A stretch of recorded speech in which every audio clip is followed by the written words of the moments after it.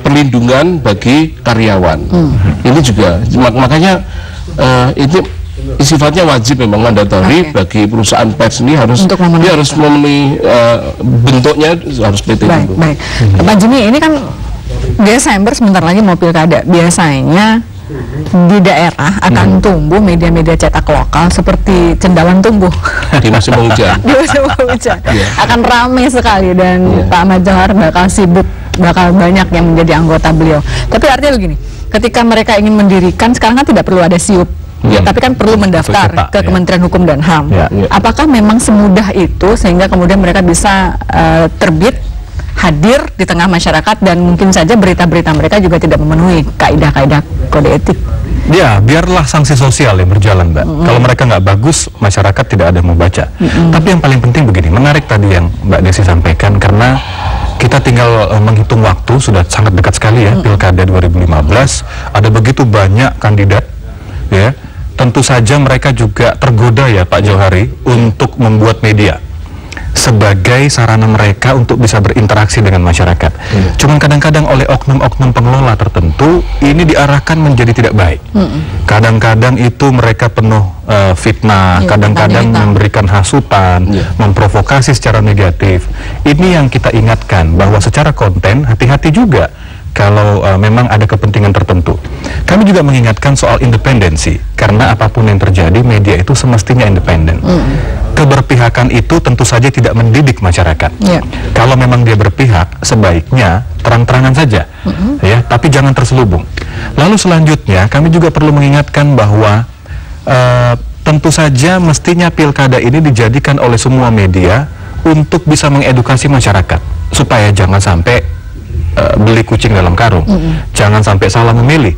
Justru salah satu indikator kualitas dari pimpinan atau kepala daerah yang muncul itu adalah dengan tingginya tingkat edukasi yang dihadirkan oleh media yang ada di situ, di daerah tersebut, baik itu cetak, elektronik maupun online. Karena apa?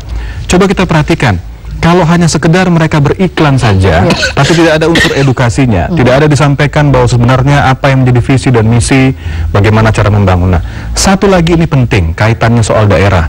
Kami dari Dewan Pers sudah menemui begitu banyak daerah dengan kepala daerah yang sering juga kadang-kadang itu menggelontorkan uangnya, ya, dengan tanpa pertanggungjawaban yang jelas itu kepada media yang abal-abal tadi itu, Pak. Kalau kita istilahkan sekarang yang nggak jelas tuh abal-abal. Ya, kami ingin mengingatkan, jangan hamburkan uang negara untuk memberi kepada media-media yang tidak jelas. Salah satunya tadi bisa jadi mungkin misalnya ya, peserta atau kontestan pilkada tadi ini mungkin sebelumnya petahana, dia incumbent. Dia sebelumnya bupati atau wali kota atau gubernur tempat itu. Dia sudah punya jaringan media, dan kebanyakan diantara jaringannya ini adalah abal-abal. Dan ada yang namanya aliran dana ke situ yang sulit untuk dipertanggungjawabkan. Yang ingin kami ingatkan, tolong jangan habiskan uang rakyat untuk sesuatu yang tidak jelas, untuk media yang tidak terstandarisasi. Kalau mau melihat yang standar, lihatlah Pak Ahmad Johari dan teman-teman di SPS. Tapi bagaimanapun dalam situasi seperti itu, kemudian orang berupaya untuk mencari panggung. Mereka hadir di situ. Betul. Benar yang disampaikan Pak Jimmy tadi, bahwa mereka media partisan inilah yang sebenarnya kadang merusak suasana. Mereka hanya muncul di saat-saat tertentu, melakukan pukul lalu lari, hit and run. Nah, ini yang kemudian merugikan tadi, dana sudah makanya nantinya kita berharap pengelola misalnya KPUD dan sebagainya itu mereka benar-benar selektif dalam memilih untuk misalnya mau kampanye mau menyampaikan pesan kepada masyarakat, sampaikan kepada media yang nanti sudah terstandardisasi tadi, yang sudah benar-benar sudah mengantongi sertifikat dari Dewan Pers misalnya. Memang waktu kami coba sosialisasikan gini kepada teman-teman di daerah, mereka sudah mulai ini Pak Jimmy, mulai sudah resistensi tinggi, banyak yang nelpon kemudian, Pak gimana ini nanti bisa. Nah, karena mereka ada kemungkinan tidak akan memperoleh ini kalau mereka tidak memiliki standar tadi. Sebenarnya tidak perlu khawatir kalau mereka memenuhi ketentuan itu, artinya mereka sudah harusnya memang sudah memposisikan diri sebagai media yang memiliki kelas gitu. Nah, ini di pihak ini juga jangan main-main lagi di pihak pengelola anggaran yang seharusnya untuk kesejahteraan rakyat ini. Benar-benar pilih media yang tidak asal-asalan, bukan media abal-abal. Karena penting sekali pendidikan masyarakat ini kalau disampaikan oleh orang yang tidak kompeten. Karena kalau medianya abal-abal, tidak terstandarisasi, berarti kemungkinan wartawannya tidak standar, tidak pernah mengikuti kode etik jurnalistiknya dan sebagainya, kompetensi dan sebagainya. Dan mereka bagaimana bisa mengharapkan memberikan edukasi kepada masyarakat? Nah, ini yang diharapkan. Jadi dimensinya banyak dari program standarisasi perusahaan pers ini. Kita berharap sekali teman-teman terutama yang di daerah sadar memang ada keluhan itu, tapi kalau mereka benar mempersiapkan diri dan sebagainya, saya kira harusnya perusahaan pers merasa diuntungkan ya Pak dengan mereka disertifikasi seperti itu. Justru itu harusnya Pemda juga mestinya bangga karena di wilayah kerjanya itu dia dikelilingi oleh wartawan dan media yang jelas, media yang terstandarisasi seperti tadi kata Pak. Mereka tidak usah bingung-bingung milih kan? Iya. Tapi justru yang sangat ironis adalah kami menemukan banyak sekali daerah yang humas-humasnya itu menggelontorkan ya Pak Ahmad Johari, per bulannya itu Mbak sampai puluhan juta loh, hanya untuk nyawer oknum-oknum wartawan abal-abal yang bekerja pada media abal-abal juga. Itu yang tadi saya bilang, jangan habiskan itu uang bersama, itu uang rakyat. Karena kan dia nyalurkan itu, dia juga dapatnya juga besar. Permainan itu, kalau media yang standar, dia PT-nya jelas, dia diaudit segala, transparan gitu loh. Kita inginnya industri media ini benar-benar transparan. Inilah jaminan kita untuk menunjukkan, meskipun jaminan itu juga tidak dapat dikatakan 100%, mana ada kan di dunia ini yang 100%. Baik Pak Jimmy dan Pak Ahmad, kita harus break dulu untuk mengikuti info terkini, tapi kita akan kembali usai info dan juga jeda. Pemirsa tetaplah bersama kami dalam dialog Dewan Pers kita.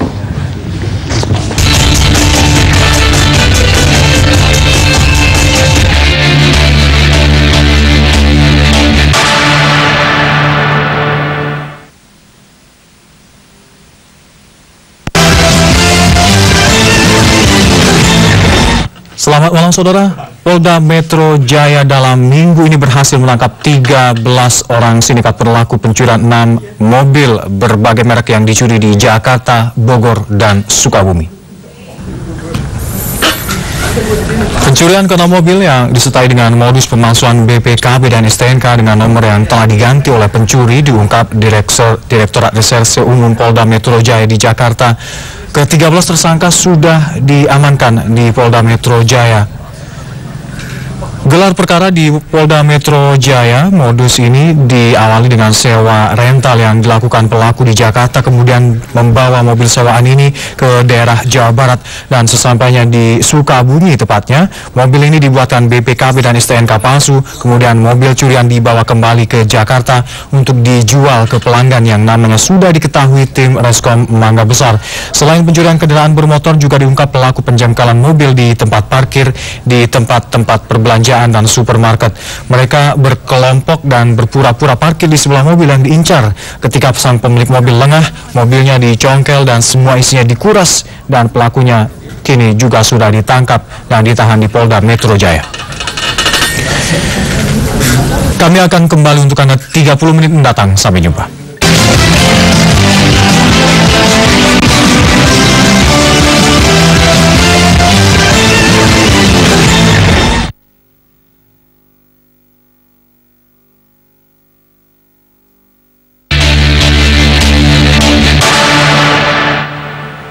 Ya, saudara, terima kasih Anda kembali bersama kami dalam dialog Dewan Pers kita. Dan sekarang saatnya kita membuka saluran telepon. Anda bisa menghubungi kami di saluran telepon 021-574-3478 atau di 574-3476. Baik, sambil menunggu telepon dari pemirsa yang ingin bergabung bersama kita, kembali dengan dua orang narasumber saya malam hari ini, Pak Jimmy dan Pak Jimmy. Bagaimana kemudian caranya perusahaan pers yang ingin bisa mendapatkan standar atau terstandarisasi versi Dewan Pers ini? Cara paling gampang, karena sekarang sudah canggih teknologi, silakan download ya dari website Dewan Pers, www.dewanpers, nyambung semua Dewan Persnya, .or.id. Nanti di situ ada menu soal pendataan atau perusahaan pers. Nah, silakan masuk ke situ. Berkirimlah email dengan mengisi form yang sudah dibuatkan oleh Sekretariat Dewan Pers, dan nanti dari apa yang dikirim tersebut kita akan ngecek, kita akan verifikasi. Itu cara paling gampang. Yang kedua, bersuratlah ke Dewan Pers kalau memang media tersebut merasa sudah berbadan hukum. Nah, kita akan cek lagi nanti, ya, kira-kira badan hukumnya sudah sesuai atau tidak. Jangan sampai misalnya, mohon maaf, ternyata badan hukumnya itu justru melampaui ya batasan permodalan asing yang sudah ditetapkan juga, 20% kan. Nah, jangan sampai ternyata dia didominasi oleh modal asing. Nah, berikutnya kita akan cek juga nanti seperti apa kondisi mereka secara internal, ya. Nah, itu yang mungkin bisa dilakukan yang paling cepat. Baru sekitar 2 hari yang lalu ada rekan kita yang baru mendirikan perusahaan pers di wilayah Maluku mengontak ke saya bilang, ya, langsung aja buka di websitenya Dewan Pers, gampang. Bisa semua. Langsung daftar di situ. Baik. Biar kita cek. Ada telepon dari masyarakat, kita sapa dulu. Halo, selamat malam. Selamat malam. Selamat malam, TVRI. Selamat malam, Bapak. Dengan siapa di mana? Dengan Stefanus Sarono di Jakarta. Pak Sarono, silahkan. Baik, Bapak narasumber yang saya hormati, selamat malam. Saya Stefanus Sarono di Jakarta. TVRI, selamat malam, selamat ulang tahun. Terima kasih. Top Markotop Maknyus TVRI. Terima kasih. Langsung saya masuk pada tema dan apa yang komentar Bapak komentari tentang tema. Saya juga akan melihat dari kacamata saya. Dari tema, saya akan melihat dari kacamata perangkat kendali manajemen. Bagaimana perangkat kendali manajemen itu saya ibaratkan sebagai seorang kusir. Jadi aturan ada, dilaksanakan untuk menuntun arahkan. Kusir itu lakunya disir, sedang jaran itu jejak esak taran-taran. Supaya tema ini oleh Dewan Pers betul-betul dilaksanakan dengan cara metodenya bagaimana, kesistemannya bagaimana, objektivitasnya bagaimana, objektif apakah ini politik, apakah soal edukasi, apakah kesehatan, apa pembangunan, apakah perdagangan, dan kritis. Untuk poin ini berlaku sejak zaman dulu, zaman Nabi Abraham sampai sekarang masih berlaku. Mudah-mudahan ini bisa berjalan. Dan ini pertanyaan Bapak, mohon maaf, selamat malam, Tuhan memberkati. Terima kasih Pak Sarono di Jakarta. Nanti dijawab di belakangnya, kita sapa lagi. Halo, selamat malam. Halo. Selamat malam. Selamat malam Mbak Desi. Selamat malam Pak Sanusi, silahkan. Ya, Sanusi di Pamulang. Silahkan. Selamat malam Pak Jimmy. Selamat malam, Pak. Dan Pak Ahmad. Ya, malam Pak. Saya kira setuju dengan rezim Dewan Pers sekarang itu adalah rezim etik. Jadi dengan kata lain bahwa ada kebebasan dan paling tidak ada kondusivitas terhadap media-media untuk melakukan verifikasi. Karena itu rezim etik sangat tepat sekali. Yang kedua, Pak Jimmy, bahwa ini kan lagi pilkada. Peranan pers ini sangat penting di dalam pendidikan politik publik. Terutama sekali untuk memahami kandidat pasangan pilkada yang ada itu, lalu juga mengenal dan memahami, mencerdaskan mengenai undang-undang pilkada. Pemilu pilkada ini jangan ditunda sampai 2017. Terima kasih, selamat malam. Terima kasih Pak Sanusi Kapali di belakangnya. Halo, selamat malam. Oh, dimatiin. Selamat malam. Ya, Anda masih bisa menghubungi kami kembali di jalur telepon 021-574-3478 atau di 574-3476. Baik, kita jawab dulu. Silakan Pak Jimmy dan juga Pak Ahmad. Terima kasih Pak Sanusi dan Pak Stefanus. Ya, ini adalah bagian dari cermin kekhawatirannya masyarakat ya terkait banyaknya media sekarang ini yang tidak jelas, banyaknya media yang justru disorientasi, yang lari dari fungsi utamanya. Nah, oleh sebab itu kami menghimbau sekali lagi bahwa ada yang namanya pasal 17 di Undang-Undang Nomor 40 Tahun 99 tentang pers, tentang peran serta masyarakat. Kami akan sangat senang sekali apabila masyarakat itu ikut bersama dengan kita ya Pak Ahmad Johari untuk mengawal keberadaan pers ini, termasuk untuk ngecek ini persnya atau perusahaan persnya benar apa enggak. Nah, oleh sebab itu, apalagi tadi ada penekanan soal pilkada, seperti tadi sudah kita bahas di awal, bahwa pilkada ini nanti akan menghasilkan 269 kepala daerah, baik bupati, wali kota, dan gubernur yang baru. Ya, bayangkan, ini bukan jumlah yang sedikit. Kalau sampai medianya atau perusahaan persnya juga salah memberitakan, asal-asal tidak mengedukasi, kebayang nggak apa yang terjadi dengan jutaan orang yang akan dipimpin oleh 269 kepala daerah ini. Oleh sebab itu, saya setuju, barangkali kita semua juga sepakat bahwa salah satu indikator kalau mau mendapatkan kepala daerah yang berkualitas, itu persnya juga harus ikut berkualitas di daerah tersebut. Ya, ini penting. Tapi bahasa yang disampaikan oleh Pak Sanusi tadi, ini mungkin menjadi semacam gambaran kekhawatiran dan keresahan masyarakat di banyak tempat saat ini, bahwa media kemudian menjadi ajang, menjadi panggung bagi sebagian orang untuk menggiring opini, membentuk opini, membuat orang kemudian berpihak kepada salah satu pasangan calon dan membuat pasangan lain menjadi seakan-akan menjadi musuh bagi pihak lainnya. Betul. Akhirnya media ini menjadi alat untuk memprovokasi secara negatif. Kalau tadi istilah Pak Stefanus, ini objektivitasnya sudah hilang. Nah, itu yang kita tidak inginkan, karena salah satu fungsi mulia dari media, ya, saya tekankan sekali lagi, salah satu fungsi mulia dari media itu adalah mengedukasi masyarakat. Selain menginformasikan, tapi juga mengedukasi. Kebayang nggak 7 turunan ya manusia itu diedukasi oleh media, apalagi kalau anggota-anggota perusahaan pers yang dibawahi oleh Pak Ahmad Johari. Ini akan sangat penting sekali kaitannya dengan masa depan anak-anak kita ke depan. Anak-anak kita sekarang baru bangun tidur sudah dicekoki dengan berita-berita yang sangat provokatif.